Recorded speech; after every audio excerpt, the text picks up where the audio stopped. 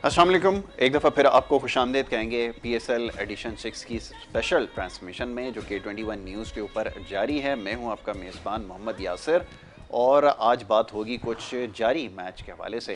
जो इस वक्त मैच जारी है मुल्तान सुल्तान और जो लाहौर की टीम है उनके दरमियान मैच अब तक जो है वो वन साइडेड नज़र आ रहा है और हम देख रहे हैं शुरू से टूर्नामेंट के आगाज़ से कि जो भी टीम टॉस जीत रही है वही इवेंचुअली मैच भी जीत रही है। बहरहाल जी इस मामले पर गुफ्तगू करेंगे, उसके साथ साथ आज जो प्लेयर्स की परफॉर्मेंसेज हैं, ख़ासतौर पे जो यंगस्टर्स की परफॉर्मेंसेज हैं उसके ऊपर बात करनी ज़रूरी है। तो आज भी एक दफ़ा फिर स्टूडियोज़ में हमारे साथ मौजूद हैं जमील अहमद खान साहब, साबिक joint secretary Karachi city cricket association. उनको मैं सबसे पहले खुशामदीद कहूँगा। जमील भाई, thank you so very much once again. उनके हमरा तशरीफ़ रखते हैं मज़हर अवान, क्रिकेट ऑर्गेनाइज़र और एनालिस्ट हैं, हमारे साथ यहाँ मौजूद हैं, उन्हें भी खुशामदीद कहूँगा। बहुत शुक्रिया मज़हर अवान प्रोग्राम में हमें वक्त देने के लिए। जमील भाई, मैच आज का और जिंक्स जो है वो जारी और बड़ा स्कोर करने के बाद भी आसानी से चेस हो रहा है। अब ये लोग पूछते हैं कि ये क्या वजह है, बॉलिंग को इतनी इफेक्टिव नहीं रही, रन्स को डिफेंड करना क्यों इतना मुश्किल हो रहा है, ये ज़रा बताइए। नहीं, विकेटें जो है ना बहुत ज़बरदस्त सपोर्टिव है। हाँ, बहुत मतलब बैट्समैन मतलब बैटिंग पे फ्रेंडली विकेट है और बैट्समैन को मतलब सपोर्ट कर रही हैं। आप देखें ना, गेंद जो है वो उसके अंदर ना तो स्पिन हो रहा है गेंद और ना ही कोई इतना सीम है ना स्विंग नज़र आ रहा है, तो बल्ले पे गेंद आ रहा है। आप देखें तो इस वजह से जो जितना भी टारगेट हो रहा है, आप अगर देखें डे बाय डे जो है मतलब 121 रन, फिर 140 रन, फिर 150 रन, फिर 178 रन, 193 रन, 197 रन, जी समझे ना, सब चीज हो गए। और आज 7वां जो है ना ये मैच हो रहा है और इसके अंदर भी 158 रन का टारगेट है और ये भी आसानी से चेज हो रहा है। बिल्कुल। तो अगर हम ये देखें ना, तो आप ये देखें कि आखिर के जो हमने देखे हैं, जो जितने भी मैचेस अभी तक हम देख रहे हैं, तो हमें मतलब ये कि सिवाय एक जो 196 वाला जो मैच है जो कि कल हुआ, उसके अंदर भी ये हुआ कि 5 गेंद पहले स्कोर हो गया। बिल्कुल। हाँ, तो कोई ऐसा मैच नहीं गया कि जो आखिरी गेंद तक गया हो या किसी के 8 आउट हो गए या 9 आउट हो गए और बहुत ज्यादा जो है ना वो और ये अब मेरे ख्याल में जितने भी ये जो फ्रेंचाइजीज हैं और जितने भी ये जो अब थिंक टैंक इनका बैठा है, ये यही दुआ करता होगा कि यार किसी तरह से जो ना हम टॉस जीत जाएं, क्योंकि जो टॉस जीत रहा है वही मैच जीत रहा है। ये 7वां मैच लगातार हो गया है टॉस के ऊपर कि अब तो ये होगा कि मतलब जो भी वो जैसी भी कंडीशन हो उतने वाला हम फील्डिंग करेंगे। बिल्कुल ठीक है। अच्छा, इसने आज का जो मैच था ना मुल्तान सुल्तान का, इनका फैसला जो है ना, क्योंकि दिन का मैच था, लेकिन इस लिहाज से बेहतर है कि इनकी जो स्ट्रेंथ है ना वो बैटिंग है, तो इनका फैसला तो मतलब दुरुस्त था कि इनको बाद में बैटिंग करनी थी। इनकी बैटिंग में डेप्थ भी बहुत है। शाहिद आफरीदी 8वें नंबर पे खेलने आ रहा है, बाकी जितने भी बैट्समैन हैं आप देख लें। और ये आपने अभी देख लिया जो मैच अभी चल रहा है, मेरे ख्याल में भी ये फिनिश हो जाएगा और बहुत आसानी के साथ जो है वो मुल्तान सुल्तान जो है ये। लेकिन एक मरतबा फिर जो इस वक्त इस टूर्नामेंट के अंदर जैसी फॉर्म मोहम्मद रिजवान और हफीज की है, मैं कहता हूं कि वो पहली गेंद से ही जो है ना उनको फुटबॉल नजर आ रही है। जिस तरह वो मतलब ये कि खेल रहे हैं। हफीज जब बैटिंग करने आया तो एक दबाव था, लेकिन आप देखें उसने किस तरह मतलब ये खेला। अभी जब ये रिजवान खेल रहा था तो इनकी 2 विकेटें तो जल्दी गिर गई ना, ओवरसीज प्लेयर दोनों आउट हो गए, किस लेन भी आउट हो गया, जेम्स विंस भी आउट हो गया। लेकिन उसके बाद इसने और शोएब मकसूद ने यानी कि तीसरी विकेट की 110 रन की पार्टनरशिप की, जिसने ये मैच बिल्कुल एक तरफा कर दिया। बिल्कुल सही। तो रिजवान को और हफीज को क्रेडिट देना होगा कि मतलब इस टूर्नामेंट के अंदर वो अपनी टीम के लिए इतना अहम रोल अदा कर रहे हैं। मतलब उनके तीनों मैचों के अंदर आप देखते हैं हफीज की तो परफॉर्मेंस ब्रिलियंट है। मतलब ये कि पहले मैच में उन्होंने 33 किए, नॉट आउट किए, फिर दूसरे मैच में निस्फ सेंचुरी, तीसरे मैच में निस्फ सेंचुरी, और स्ट्राइक रेट मेन है उनका मेंटेन रखा हुआ है। मतलब तकरीबन 200 बल्कि एक मैच में 221 रन का उनका स्ट्राइक रेट था। तो असल जो T20 क्रिकेट होती है ना, इसमें एक खास बड़ी बात नजर ये आ रही है कि ज्यादातर जो बैट्समैन है वो 150 से ऊपर के स्ट्राइक रेट से खेल रहे हैं। ये जो एक वो है ना, इससे तमाशाई भी बड़ा इंटरटेन होते हैं। और जो अब मैं आपको बताऊं डे बाय डे जो जिस तरह के मैचेस हो रहे हैं, आप देखेंगे कि स्टेडियम में तादाद भी बढ़ती जाएगी। और जो हम शुरू से कह रहे थे ना यार, वो अभी वो माहौल नहीं बना, जो PSL का माहौल होता है ना, वो शायद कल के मैच में, सॉरी परसों के मैच में नजर आया था और आज के मैच में कुछ नजर आया है। और ये डे बाय डे जो है ना, इसके अंदर मजीद बेहतरी आती जाएगी। बिल्कुल ठीक है। क्राउड के होने से फ़र्क पड़ता है जी। और अब तो क्योंकि NCOC की तरफ से जो है वो गो थ्रू भी मिल गया है, क्राउड जो 50% जो है वो इंक्रीज़ होगा और उसके बाद देखेंगे हो सकता है कि फिर आगे वाले मैचेस के लिए तो ये भी कहा गया है कि फुल क्राउड के साथ जो है वो मैचेस हो सकते हैं, तो ये शायकीन के लिए तो अच्छी खबर है। अच्छा, आज की अगर बात करें मैच की, तो ना आप ये बताइए कि बॉलिंग के हवाले से बात करते हैं, मुल्तान सुल्तान की बॉलिंग आपको कैसी नजर आई? देन अगेन शाहनवाज धानी अच्छा कमबैक उसने किया, यंगस्टर ने पिछले मैच के अंदर उसे एक ग्लिच हो गया था, लेकिन इस मैच में बड़ी फास्ट रिकवरी उसने शो की है, बड़े अच्छे पेस से गेंदें कर रहा था, क्या कहेंगे? ये जो ये पाकिस्तान को एक अच्छा बॉलर मिला है, इसके पास स्विंग भी है और स्पीड भी अच्छी है, 140 प्लस है इसके पास है। ऐसा नहीं होता कि जो ना पहले मैच में ही जारी बात है कि इंटरनेशनल मैच खेल रहा है, फर्स्ट टाइम जो है उसका डेब्यू हो रहा है, जारी बात है कितने बड़े प्लेयर होता है तो उसके साथ प्रेशर ज़रूर होता है।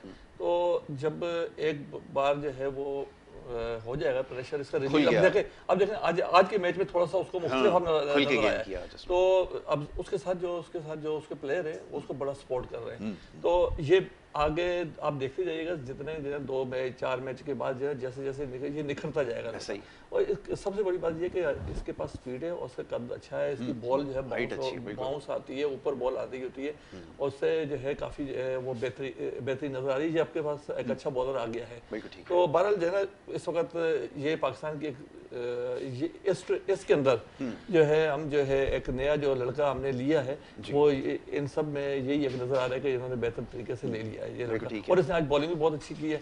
तो जहाँ तक मुल्तान सुल्तान की जो है बॉलिंग की बात है उसमें जाहिर बात है जो है ना इतने एक्सपीरियंस बॉलर है इसके पास है मौजूद है, जैसे शाहिद आफरीदी है, आपके पास लेग स्पिनर है, दूसरा आपके पास जो है वो दूसरा लेग स्पिनर भी आ जाता है, तो उन्होंने इन लोगों ने इतने इजी जो है रन नहीं करने दिए, जिसकी वजह से वरना ये जो पिच के अंदर ऐसा सिलसिला नहीं था। देखें पिच के अंदर कोई टर्न नहीं है, कोई उसके अंदर जो है बॉलर को ज्यादा कुछ नहीं है, अब बॉलर को कोई सपोर्ट नहीं है, तो यहाँ पर अगर आपने बॉलर ने बचना है तो वो अपनी लाइन तो लेंथ में बचेगा। इसके अलावा अगर आप बॉल अगर थोड़ी साइड गलत बॉल कर देंगे या हाफ वॉली बॉल करेंगे या आगे करेंगे, जहाँ देखें हफीज को आपने देखे कि जैसे ही 2 आउट होने के बाद वो पहले आया, आने के बाद उसने अफरीदी को दूसरी बॉल पे उसने छक्का मार दी क्योंकि उसको बॉल आगे मिल गई, मगर जाहिर पता अफरीदी इतना बड़ा प्लेयर है, इतना एक्सपीरियंस हो चुका है, उसने उसके बाद उसको आगे बॉल खिलाई नहीं, उसके बाद उसको दूर ही खिलाई।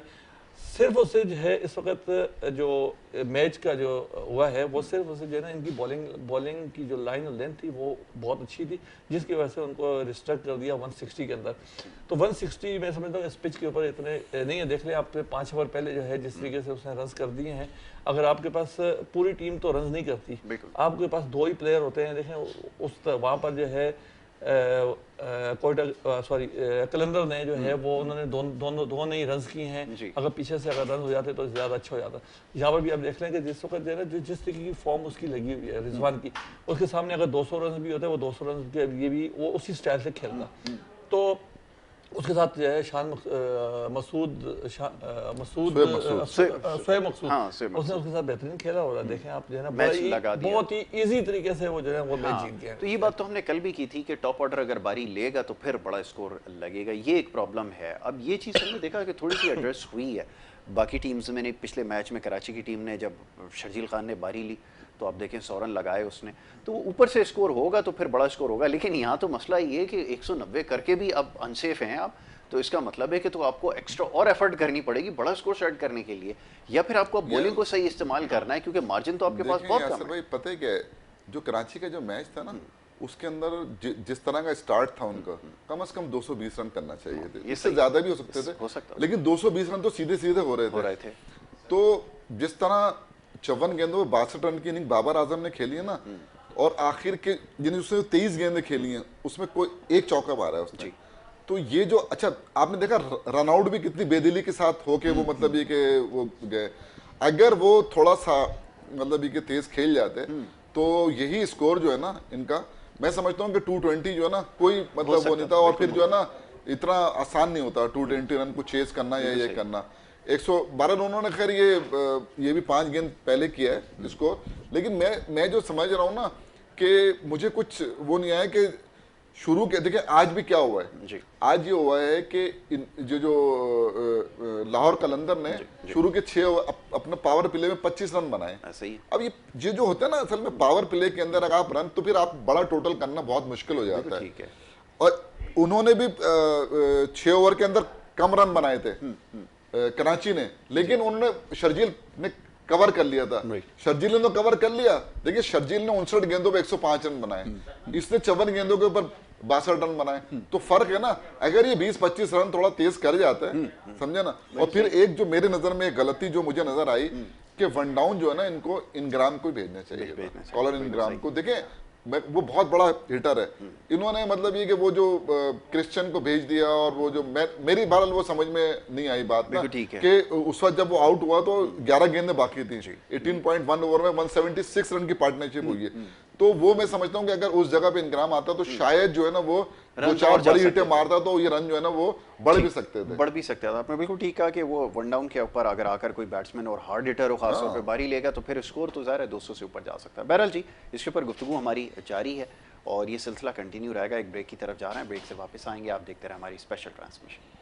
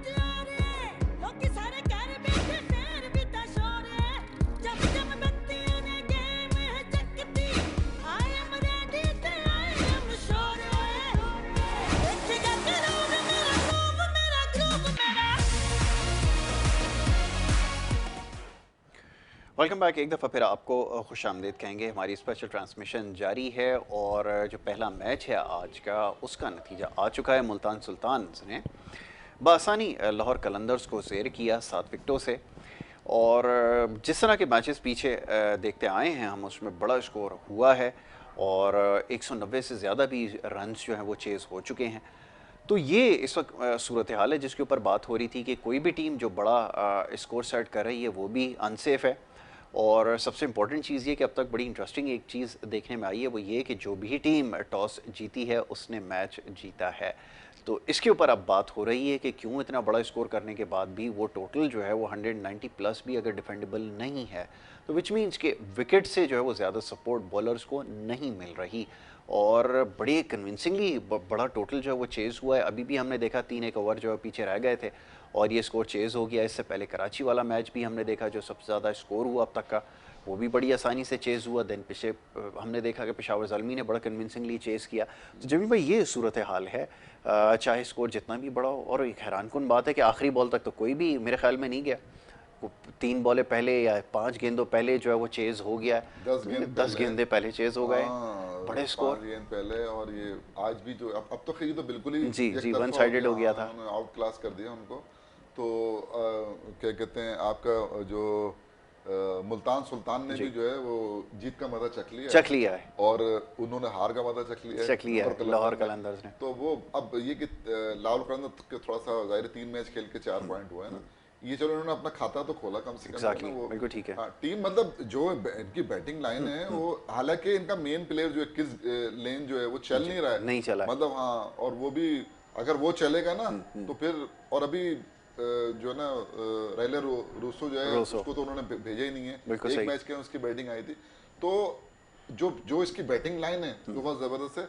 आज का मैच जीतने के बाद पॉइंट टेबल भी बड़ा मतलब है कि इंटरेस्टिंग हो गया। ये डे बाय डे इसमें वो आएगा, चेंज आएगा। बिल्कुल सही। तो अब जो अब आने वाला जो मैच है उस पर थोड़ी सी अगर हम बात कर लें, जरूर वो कोयटा का और जो पेशावर का जो मैच होने जा रहा है। तो अभी देखिए कोयटा का तो कोई पॉइंट नहीं है ना टेबल के ऊपर, पेशावर अलबत्ता 2 पॉइंट के साथ जो है वो 2 मैचों के अंदर।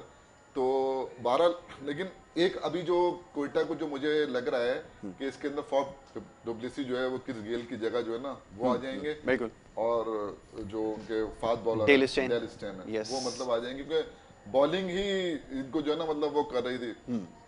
लेकिन एक बात बता दूं आपको जी कि सरफराज को 178 बना के हारने के बाद जो 2 मैच हुए हैं ना, वो 2 मैच देखने के बाद एहसास हुआ होगा कि यार नहीं, क्या कहते हैं ना, ये तो यहाँ तो 190 भी चेज नहीं हो रहे हैं, तो वो चेज हो रहे हैं, आसानी से चेज हो रहे हैं। तो मेरे ख्याल में वो तो आज का मैच जाहिर सी बात है कि 2 मैच हारने के बाद वो बड़े प्लानिंग के साथ मतलब ये के उतरेंगे।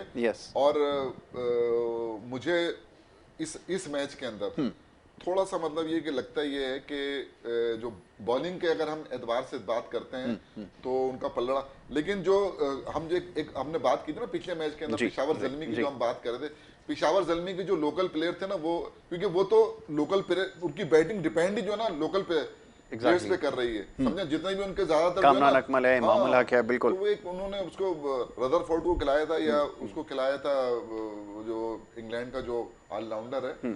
तो बाकी तो ये कि इनकी पूरी जो बैटिंग है, और उन्होंने रन कर दिए, इमामुल हक ने भी रन कर दिए, हैदर अली ने छोटी इनिंग के लिए 8 गेंदों में 24 रन, उसने भी रन कर दिए, और शुएब मलिक तो खैर सीजनल प्लेयर है, कामरान अकमल ने भी 37 किए। तो एक मतलब उनकी बैटिंग में चल पड़े, तो अगर वो बैटिंग मतलब ये कि वो चलती है, तो मैं समझता हूँ कि देखिए मैचेस जो है ना, ये आज तो बिल्कुल ही वो हुआ है, लेकिन मैचेस जो है ना हाई स्कोरिंग मैचेस शुरू हो गए, बिल्कुल ठीक है। तो उम्मीद करते हैं कि ये जो आने वाला मैच है ये भी हाई स्कोरिंग होगा। तो अब जो टीम बॉलिंग में, अलबत्ता ये हम कहते हैं कि कोयटा को जो है ना एज हासिल है, फिर ऑलराउंडर बहुत अच्छे हैं उनके पास, फिर ये कि जाहिद महमूद है, फिर डेल स्टेन के आने से उनकी बॉलिंग जाहिर से मुझे लगता है कि तो डेल स्टेन को कहां पर इन करेंगे, किसकी जगह आप समझते हैं कि इन कर रहे हैं? ये इनको कोई ड्रॉप करना पड़ेगा, कोई ऑलराउंडर अनवर अली को ड्रॉप करता है? नहीं, अनवर अली को नहीं, ओवरसीज प्लेयर जो है ना, हाँ, उसको रिप्लेस करेगा। हाँ देखिए, पहले तो इन्होंने कैस को जो है ना मतलब ये कि वो ड्रॉप किया था ना, लेकिन इन्होंने कैमरॉन डेलपोर्ट को नहीं खिलाया था, सही है ना। अब जो है वो इसको करेंगे, क्या कहते हैं, इसको लेकर आएंगे चौथा ओवरसीज प्लेयर, कम से कम 3 ज्यादा 4 खिला सकते हैं, तो चौथा ये आ जाएगा। अच्छा, अब देखना ये है कि ये अनवर अली को रखेंगे कायम, ठीक है ना, या फिर जो है ना क्या कहते हैं उस्मान शनवारी, मुझे लगता है कि बॉलिंग में एक ऑप्शन कम करना पड़ेगा ना इनको, उस्मान बाहर जाएगा, बाहर हो जाएगा, उस्मान शनवारी बाहर हो जाएगा, हसनैन और ये आ जाएंगे, फिर आपके पास बैन कटिंग है, और ये अनवर ऑलराउंडर हो गया और अनवर अली, दो वो हो गए, नवाज हो गया, बॉलिंग तो मेरे ख्याल में जाहिद हो गया, जाहिद महमूद और नवाज, तो मतलब बॉलिंग तो इनके स्पिनर हो गए इनके पास, 2 स्पिनर, 3 ऑलराउंडर हो गए, 3 ऑलराउंडर हो गए, वो पेसर दोनों अच्छे हैं, वो बॉलिंग इसका मतलब बॉलिंग मतलब मुझे जो इनकी बॉलिंग जो है ना कोयटा की, ये बड़ी मतलब ये कि मजबूत लग रही है।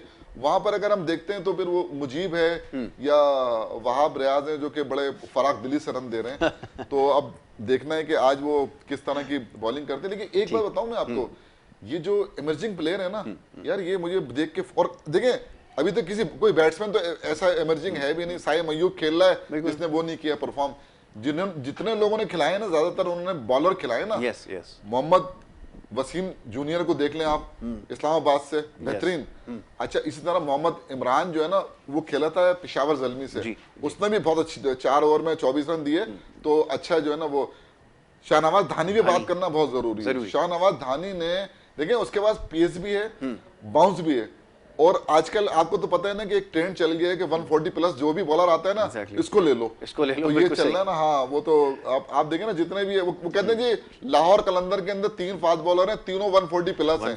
हाँ, चाहे वो 11-11 रन दे, 12-12 रन दे, मतलब 140 प्लस जो ना होना चाहिए। ये कोई जरूरी नहीं है, वो बॉलर होना चाहिए कि जो कम से कम रन दे और मतलब ये कि स्मार्ट बॉलिंग करे, मतलब ये कि दिमाग से बॉल करे, बिल्कुल ये है जरूरी है। जी जनाब, अब बताइए आपको कोयटा की टीम कैसी नजर आती है? नजर आता है नहीं, तो पेशावर के साथ मैच है बताइए आप क्या कहेंगे इसके बारे में, अपनी राय दीजिए। देखें, इस वक्त कोयटा तो अंडर प्रेशर खेलेगी क्योंकि ऑलरेडी वो 2 मैच जो है ना हार चुकी है, तो थोड़ा सा एज जो है वो पेशावर की टीम को है क्योंकि उसने मैच खेले हैं और वो मैच जीते हुए हैं, और जिस तरीके से वो मैच जीते हैं तो उस वजह से उनको जो है ना थोड़ा सा अच्छा मैच जीते थे, बहुत अच्छा मैच जीते हैं, तो इस वजह से उनको और ज्यादा कॉन्फिडेंस से जो है वो जो है ग्राउंड में आएंगे। और सरफराज पे प्रेशर होगा, बिल्कुल प्रेशर होगा। किस चीज का प्रेशर? नहीं देखें, प्रेशर जो है अब तो वो पाकिस्तान टीम वाला सिलसिला जो है ना, क्या प्रेशर है? रिजवान रन कर रहा है, ये प्रेशर? नहीं, अब तो आप छोड़ दें उसको जो है ना, अब उसका बैट तो पकड़ नहीं सकते रिजवान का, और रिजवान तो आता है, रिजवान तो बेहतरीन खेल रहा है। देखें रिजवान अब रिजवान और सरफराज के ऊपर डिस्कस करना ही बेकार हो गई है। हाँ ठीक है, क्योंकि जो ना अब जो ना जिस तरीके से रिजवान अपनी परफॉर्मेंस दे रहा है, अगर अब अभी भी हम उसको कोई क्रिटिसाइज करता है तो इसका मतलब है कि वो गलत कर रहा है। उसने आगे जब वो आया था उस वक्त तो खैर जब जब जब उसको टीम में लेकर आए थे उस वक्त तो सही नहीं लेकर आए थे, मगर उसके बाद उसने आगे प्रूव कर दिया कि मुझे जो लेकर आए थे वो बिल्कुल सही लेकर आए थे। चलो ये जरा दिखाएं ना, ये रिजवान क्या कह रहा है, मैन ऑफ द मैच जो है वो इस मैच के रहे हैं, जरा ये जो मैच अभी हुआ है दिखाइए जरा। और सबके सामने हो। और अगर मैच की बात की जाए तो स्टार्ट हमारे जिस तरह बॉलर्स ने किया है, जिस तरह सोहेल खान और दानी और ब्रैथवेट ने सर्कल का किया, उसके बाद शाहिद भाई और उस्मान कादर ने किए, वो एक्सेप्शनल था सारा सब कुछ। और जहाँ पे लास्ट में 2 मैचेस में हमारी कमी रह रही थी डेथ ओवर्स की, तो वहाँ पे वो अल्हम्दुलिल्लाह बॉलर्स ने वो कमी पूरी की, जिस तरह हमने उसको रिस्ट्रिक्ट किया। फिर आज अच्छी बॉलिंग रही, तीसरा मैच आपका हुआ है और आपको आज पहले 2 पॉइंट्स मिले हैं, पिछले 2 मैच बड़े क्लोज रहे थे। टीम का जो बैलेंस है वो आपको लगता है एज अ कप्तान हासिल हो गया है जो आप 11 ढूंढ रहे थे? नहीं जी, कि आप किसी भी मैच में ना विन करके इतनी रिलैक्स नहीं हो सकते, क्योंकि हर मैच में आपको उसी तरह एफर्ट करनी पड़ती है। मगर हमें जिस चीज़ की कमी हो रही थी अल्हम्दुलिल्लाह आज बॉलर्स ने वो एंड में सिर्फ मसला, अगर आप पिछला मैच भी देख ले तो 30 बॉलों पे 60 रह गया था, उससे पहले देख ले 12 बॉल पे 21 रन रह गया था, तो पूरा मैच हमारे हाथ में जाके डेथ पे हमसे मैच चला जाता था। आज हमने सोहेल खान ने इस तरह बॉलिंग की है, दानी ने एंड में की है, तो उससे सारा जो मोमेंटम तो हमारे हाथ में आया और जिसकी वजह से हमारा मोमेंटम फिर हमने बैटिंग में उसी तरफ डिलीवर किया। चलें जी, तो ये आपने सुना, वो कह रहा है कि आखिर में जो ओवर्स है ना बड़े इंपॉर्टेंट हो गए। ये बात तो उसने सही कही है कि नीचे वाले जो ओवर्स होते हैं ना, इसमें अगर आपने अच्छी बॉलिंग कर ली तो आप जो है वो पकड़ सकते हैं।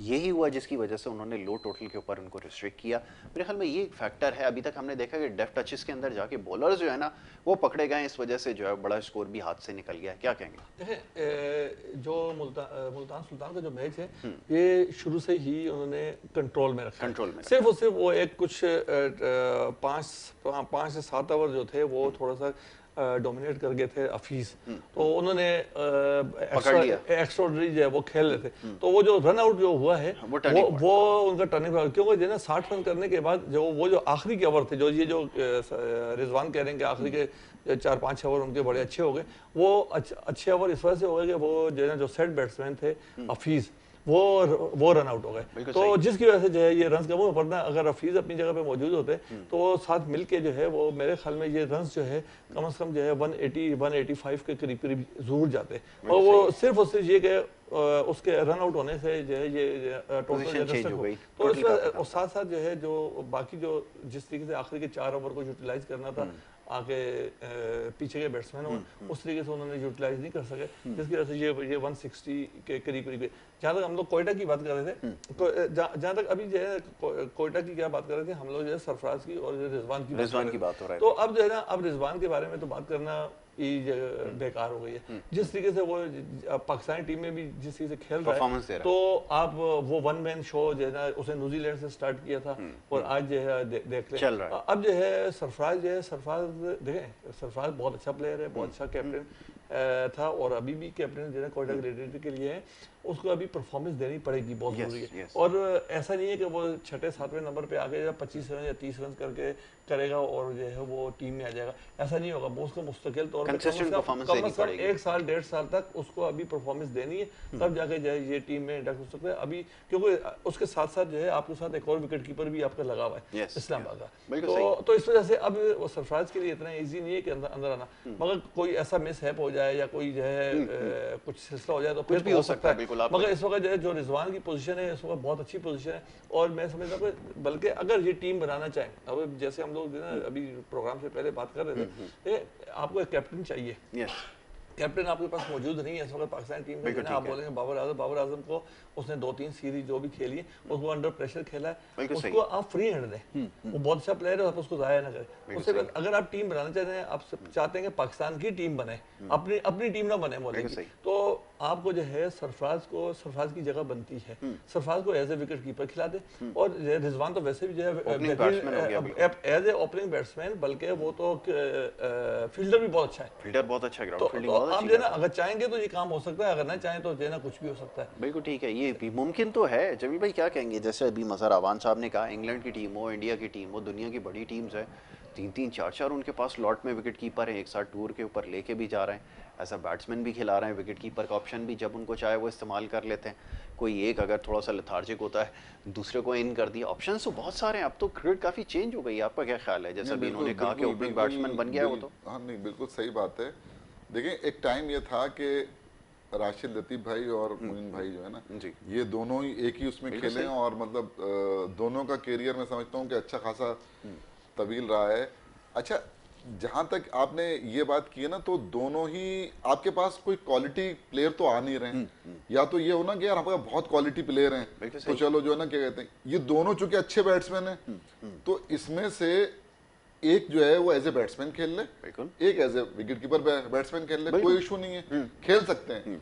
लेकिन अब आपके जो ये जो बैठे हुए हैं ना, ये चूंकि ये जो सोच के बैठे हुए हैं ना, मतलब इन्होंने ये सोच लिया कि जनाब हमने अपने 16 रीजन जो थे ना वो हमारे पीएम साहब ने कह दिया तो हम 16 रीजन को 6 कर देते हैं और जो है ना फिर हम अपनी जो है ना क्रिकेट की बर्बादी शुरू करते हैं। उधर साउथ अफ्रीका ने अपने 6 से 15 कर दिए, हमने अपने 16 से 6 कर दिए। तो अब ये सोच के बैठे हुए इन्होंने सारा का सारा ला के ना वहां से उठा के यहाँ पर जो है ना उसको इम्प्लीमेंट कराना है। तो अब आप ये सोचें कि ये इस तरफ कहाँ सोचेंगे ये, समझे ना कि जनाब ये दो कीपर भी खेल सकते हैं। अगर आपकी बैटिंग नहीं चल रही तो 2 कीपर भी खेल सकते हैं, बिल्कुल खेल सकते हैं। लेकिन भाई वो अब यही वाली बात है ना कि T20 के अंदर तो मैं समझता हूँ कि दोनों खेल सकते हैं, दोनों खेल सकते हैं, बिल्कुल खेल हाँ। सकते हैं। और मैं आपको एक बात बताऊं, देखिए मैं आपको एक बताऊं, इनको अभी भी जो है ना सोचना चाहिए और अकल के नाखून लेना चाहिए कि बाबर आजम को T20 की कप्तानी से वो करके सरफराज को T20 की वो दें, कप्तानी दें, ठीक है ना।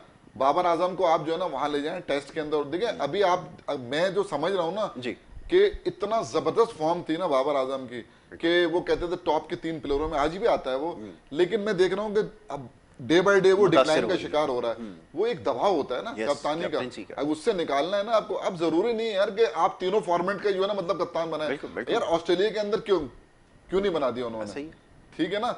तो अब और भी ममालिक है ना, इंग्लैंड को देख लें और भी वो है। तो लेकिन ये कि इन्होंने एक चीज के बाद नहीं, वो एक ही उसका बात ये है कि हर आदमी जो है ना वो यसमैन नहीं होता ना। असल चीज ये है, तो उनको वो आदमी चाहिए कि जो वो कहे ना वो अंदर वो कर रहा हो। तो ये थोड़ा सा जो है ना फर्क है। हाँ, अगर ये फैसला करते हैं तो ये जो 2-3-4 जो मैं नाम आपको कल भी लिए थे कि ये लड़कों को हमने बड़े मौके दे दिए, आसिफ को भी आपने मौके दे दिए। अब ये तो खैर इन्होंने खुजल शाह को भी खिला लिया। ये तो आपका डोमेस्टिक क्रिकेट हो रही है, ये इंटरनेशनल नहीं है, ये डोमेस्टिक क्रिकेट है। इंटरनेशनल के अंदर आके वो जो है ना वो दबाव बर्दाश्त नहीं कर पा रहे या नहीं खेल पा रहे। टैलेंट तो है, इसमें कोई शक नहीं है, लेकिन वो डिलीवर नहीं कर रहे हैं। तो डिलीवर नहीं कर रहे हैं और अगर जगह बन रही है तो मैं समझता हूँ कि उनको जो ना जरूर जो है ना दो कीपर खेल सकते हैं। मतलब ऐसी मिसालें मौजूद हैं, कोई ये पहली मर्तबा नहीं होगा। अगर मतलब ये एक मतलब सोच है, इससे निकलना होगा। बिल्कुल ठीक है, इससे हट के सोचना पड़ेगा तब जाके। अब ये कि अकाउंट खोलना है आज, और पेशावर क्योंकि जो लास्ट मैच जीत कर आई तो कॉन्फिडेंस बड़ा हाई है। तो ये इस हवाले से बताएं कि कोल्ड के ऊपर कितना प्रेशर हो सकता है, या आपके ख्याल में वो पिछला मैच भुलाकर वो जो कुछ हुआ है आज दोबारा से जो वो स्टार्ट करेंगे और नया कॉम्बिनेशन आज होगा तो क्या काम कर सकता है आज ये? देखिए हम तो अपने पास से तो कह सकते हैं कि अपने दुख भूल जाएं। ऐसा सिलसिला नहीं, हम अपने पीछे जो है ना चीज़ों को काट नहीं सकते। नहीं, ऑन पेपर तो टीम बड़ी अच्छी नजर पेपर आ तो रही बहुत है, अच्छे है, मगर आपके वो प्रेशर रहेगा कि वो जो है ना आप ऑलरेडी जो है 2 जो है वो मैच अपने लूज कर चुके हैं। अब आपके पास आगे बढ़ने के लिए या आपको पहले 4 नंबरों पे आने के लिए आपको अब मैच जीतने हैं। क्योंकि अब जो है ना देखें जहाँ पर 3 मैच हो गए हैं, 3 मैचों के बाद जो है ना अब थोड़ी सी पोजीशन खुलती जा रही है। अगर फॉर एग्जांपल अगर आज अगर ये कोयटा ग्लेडिएटर जो है वो अपना मैच जीत जाते हैं तो ये जो है फिर वही खिचड़ी पक जाएगी। एक जो है ना कोई भी ऊपर जा सकता है, कोई भी नीचे सकता है। अगर ये फॉर एग्जांपल अगर नीचे ये मैच हार जाते हैं तो ये ऑलरेडी ही 6ठे नंबर पे हैं, तो ये इनको वो प्रेशर जरूर है। और अभी जो ग्राउंड में आएंगे ये प्रेशर में ही आएंगे, और अगर इस प्रेशर से निकलने के लिए यही है कि इनको अच्छा खेलना पड़ेगा। तो आपके ख्याल में कि जोन 6 को इस वक्त ना, मेरा मतलब है कि कोयटा ग्लैडिएटर्स को अच्छा खेलना पड़ेगा तब जाकर जो है वो वापस उसमें आएंगे? बिल्कुल जाहिर बात है, प्रेशर तो होगा, ये सही कहते हैं। बिल्कुल जो है ना कोयटा ग्लैडिएटर को अच्छा खेलना पड़ेगा। बॉलर जो जैसे डेल स्टेन आए हैं और एक अच्छा बॉलर है, वो उसने अपनी कारकर्दगी दी है। आपके पास जो है एक गेल ऐसा प्लेयर था जिसका प्रेशर जो है वो दूसरी टीमों पे था, टीम पर था, ये सही बात किसी वक्त भी कुछ भी कर सकता है वो चेंज बिल्कुल आपको जो है ना मैच या तो इधर कर देगा या तो कर देगा। अगर उसने 25 अच्छा परफॉर्म भी किया था, 35-40 बॉलें अगर उसने खेल दी तो समझ लें उसने 100 पूरे कर देने। तो अभी जो भारत जो डिप्लोमेसी जो साउथ अफ्रीका का प्लेयर है वो आया है, वो आया है, वो प्लेयर क्रिस गेल का तो खैर नहीं है, मगर वो आपको लंबी इनिंग्स खेलने वाला प्लेयर है जो कि 50-60 रन जो है ना, लेकिन वो भी अभी आउट ऑफ फॉर्म में था। ये अभी जब हमने देखा पाकिस्तान के टूर में खेला है तो अभी जोन 6 से खेल रहा है, मेरा मतलब है ये कोयटा ग्लैडिएटर से खेल रहा है, तो ये अब फर्क होगा फॉर्म में, क्योंकि वहाँ नेशनल साइड के लिए खेलना और यहाँ खेलना बड़ा फर्क होता है। नहीं वो तो है, लेकिन प्लेयर तो नो डाउट बहुत बड़ा प्लेयर है, बहुत बड़ा प्लेयर है वो। तो असल में कोयटा को जो ना थोड़ा सा अपने जो बैटिंग ऑर्डर है ना उस पर भी गौर करना होगा। देखिए आजम खान ने अब तक जो है ना मतलब ये कि हम बड़ा उससे बड़ी तवक्कुआत हैं, लेकिन अभी उसने वो परफॉर्म करना पड़ेगा, या तो उसका जो नंबर बहुत नीचे कर दिया है, ये भी हो सकता है, समझा ना। मैं ऑर्डर का मसला है। हाँ, मेरी जो अपनी थिंकिंग है ना उसके अंदर जो है ना 3 नंबर उसके लिए बड़ा आइडिया है। बिल्कुल सही, आपकी बिल्कुल सही। हाँ, अगर 3 नंबर पे उसको खिलाया जाए ना, अब मुझे ये नहीं पता कि आज के मैच में साइम अयूब खेलेंगे या फिर जो है ना आरिश अली खान खेलेंगे। अगर साइम अयूब खेलते हैं ना तो मैं समझता हूँ कि उनको जो है ना ओपन कराएं, ठीक, उसके साथ 3 नंबर पे इसको खिलाएं, 4 पे सरफराज आए या डुप्लेसी आए, बिल्कुल ठीक है। ये बैटिंग जो ना फिर अगर ये चलती है, हाँ, फिर जो जाहिर बैन कटिंग आए, नवाज ने भी अच्छी बैटिंग की थी पिछले मैच के अंदर, नवाज आए, बैन कटिंग आए, अनवर अली आए, तो थोड़ा सा मेरे ख्याल में इनकी बैटिंग में डेप्थ आ जाएगी। और वो तो ये थोड़ा सा ऊपर से जो है ना उनको चाहिए कि हाँ वो लड़का अच्छा है साइम अयूब, लेकिन वो जाहिर सी बात है इतना बड़ा प्रेशर और ये प्रेशर गेम, लेकिन उसको जो है ना मेरा ख्याल है कि अगर सही इस्तेमाल करना है ना आजम को तो उसको सर्किल डाउन आपको लाना पड़ेगा। आखिरी जुमला कह दीजिए, टाइम खत्म हो गया, किसको जितवा रहे हैं आज? मेरे ख्याल में पेशावर ज़ल्मी जीतेगी। अच्छा, आखिरी मैच को देखने मेरा ख्याल है कोयटा ग्लैडिएटर। चले जी, ठीक है जी, दोनों मेहमानों ने अपनी राय का इजहार किया। Mazhar thank you so very much, बहुत शुक्रिया। चमी भाई thank you so very much once again, आपने प्रोग्राम में हमारे साथ यहाँ पे पार्ट लिया और हमसे बात की। कुछ देर बाद जो टॉस होगा देखेंगे कि आज का मैच बड़ा इंटरेस्टिंग है।